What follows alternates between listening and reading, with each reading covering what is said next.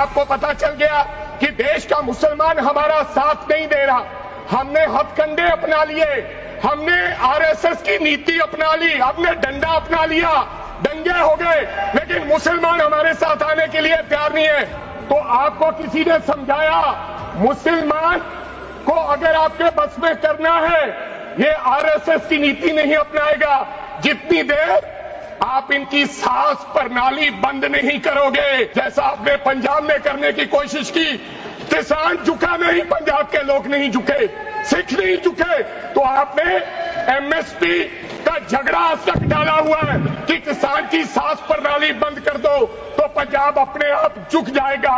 अगर वक्फ बोर्ड नहीं छीनोगे, अगर जमीनें नहीं छीनोगे, तब तक मुसलमान आपके सामने झुकने वाला नहीं है। जानबूझ के मुसलमान को मारना चाहते हो, जानबूझ के इस देश में मिनॉरिटीज को खत्म करना चाहते हो। आपको लगता है पहले मुस्लिम मारेंगे, फिर सिख मारेंगे, फिर क्रिश्चियन मारेंगे, ये आपकी सोच है। मैं सरदार हूं, मैं सरदार हूं, और ऐसी कई उदाहरणें हैं पंजाब के अंदर। अगर किसी मुस्लिम के पास कब्रिस्तान नहीं था तो सरदारों ने अपनी जमीन देके कब्रिस्तान बनाए। ये कौन सा अधिकार है कि मैं किसी को चीज दान देना चाहता हूं?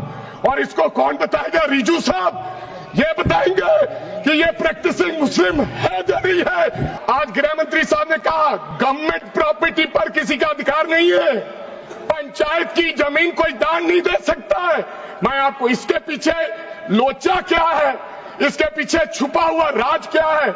1947 में जब बंटवारा हुआ था, 47 से लेकर 1954 तक सारी प्रॉपर्टी गवर्नमेंट के नाम हो गई थी। उसके बाद 1954 में एक्ट बना, तो वो एक्ट में सर्वे हुआ 1961 टू 1970। सर्वे किसने किया? कलेक्टर ने। अगर पंजाब की, हरियाणा की, हिमाचल की बात करूं तो डिविजनल कमिश्नर अंबाला बैठते थे, उन्होंने सर्वे किया, तहसीलदारों ने सर्वे किया, तो वक्फ बोर्ड को यह जमीन देने का काम किया। अब क्या हो गया? जैसे राहुल गांधी कर्नाटक में भाषण देते हैं, गुजरात में मुकदमा दर्ज होता है, सजा हो गई।